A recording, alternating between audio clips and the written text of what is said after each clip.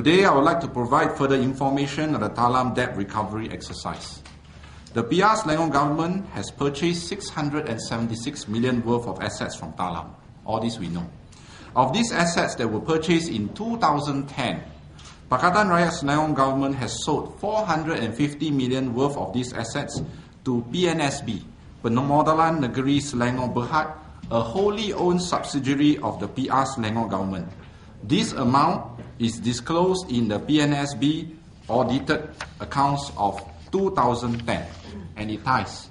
If you add the leasehold land and the freehold land, it would come up to around 449 point something.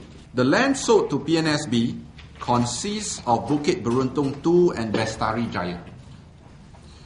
Based on PNSB audited accounts of 2009, which I have also disclosed, PNSB is a debt-free entity and has cash and fixed deposit of 76 million.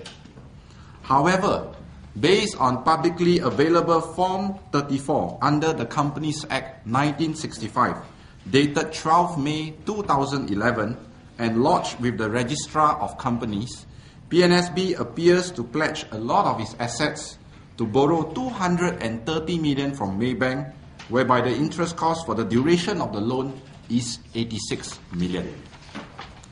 PNSB is now in debt after the acquisition of Talam assets from PR Selangor Government.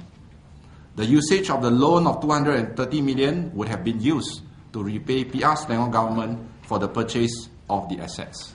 Thus, the question to be asked in this debt recovery exercise are as follows. I am made to understand that there is no major development in both Bukit Beruntung 2 and Bestari Jaya land since 2010. As such, what is Pakatan Rakyat Selangor Government's development plan to enable PNSB to repay the loan of 316 million in total? Question 2. The total interest cost is 86 million. As such, did the PR Selangor Government took into account this cost when negotiating price to purchase assets from Talam to ensure that the Rakyat gets the maximum benefit? Question 3.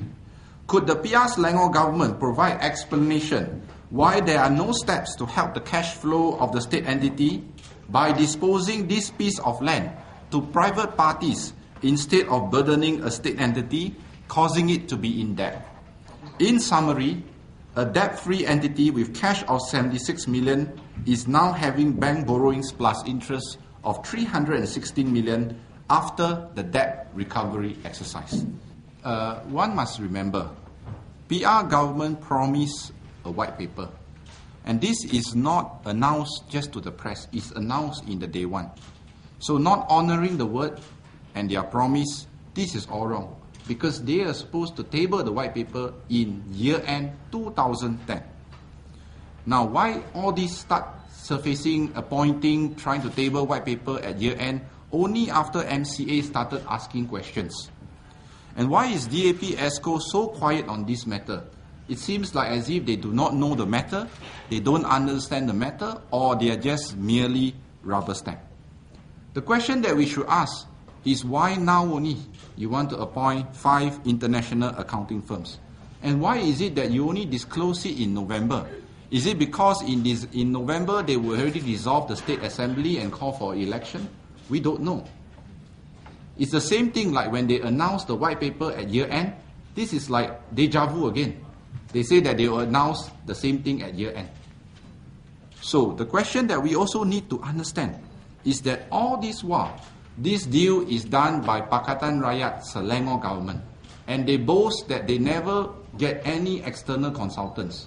So now the question is, the person that is doing the deal and in charge of this deal, which is Pakatan Rakyat Selangor Government, can't explain the deal.